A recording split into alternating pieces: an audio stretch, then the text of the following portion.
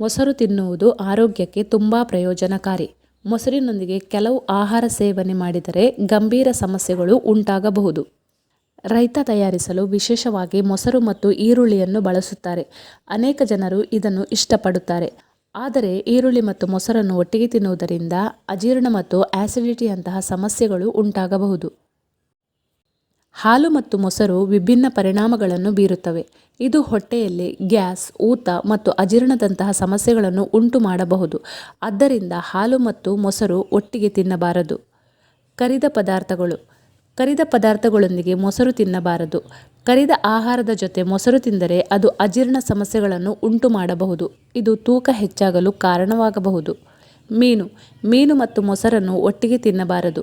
ಇದು ದೇಹದಲ್ಲಿ ವಿಷವನ್ನು ಉತ್ಪಾದಿಸಬಹುದು. ಇದು ಚರ್ಮದ ಅಲರ್ಜಿಗಳು, ಫುಡ್ ಪಾಯ್ಸನ್ ಮತ್ತು ಹೊಟ್ಟೆ ನೋವಿನಂತಹ ಸಮಸ್ಯೆಗಳನ್ನು ಉಂಟು ಮಾಡಬಹುದು.